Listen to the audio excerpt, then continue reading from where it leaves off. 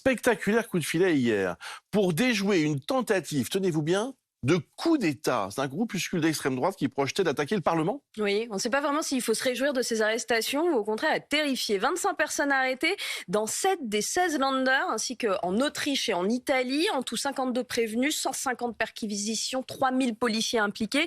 Bref, ce serait la plus grosse opération de police jamais menée dans le pays. Pour démanteler quoi? Un groupuscule d'extrême droite manifestement très bien organisé. Les membres de ce réseau terroriste seraient liés au Reichsbürger, les citoyens du Reich. C'est un mouvement dont les membres prônent le rétablissement du Reich. Ils refusent d'obéir à la police, ils refusent de payer leurs impôts. Le groupe a pris de l'ampleur avec les restrictions sanitaires et la guerre en Ukraine. Le procureur fédéral allemand a résumé hier leurs objectifs. Ce groupe s'est fixé pour objectif d'éliminer l'ordre étatique fondamental, libéral et démocratique en Allemagne, en recourant à la violence et à des moyens militaires. En fait, ils voulaient carrément attaquer le Bundestag, la Chambre des députés. Le scénario fait un peu penser à l'attaque du Capitole à Washington en janvier 2021.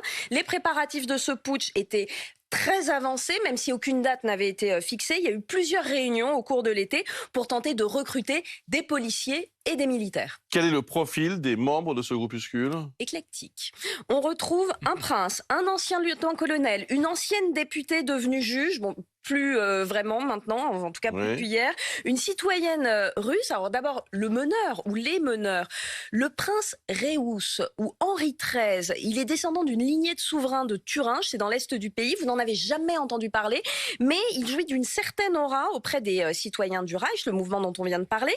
Il n'a jamais caché sa détestation des institutions républicaines et son antisémitisme. Son bras droit, en quelque sorte, est un ex-lieutenant-colonel qui était, lui, chargé de recruter des militaires pour mener le putsch. Et en fait, ces deux hommes étaient très familiers des théories du complot, des théories conspirationnistes et du mouvement américain QAnon. Selon eux, l'Allemagne serait dirigée par des personnes appartenant à un État profond malfaisant, c'est ce qu'on appelle le Deep State. Donc là, ça y est, on nage en plein délire. La compagne du prince Henri XIII, une certaine Vitalia B, et de citoyenneté russe, elle aurait été chargée d'approcher des relais au Kremlin.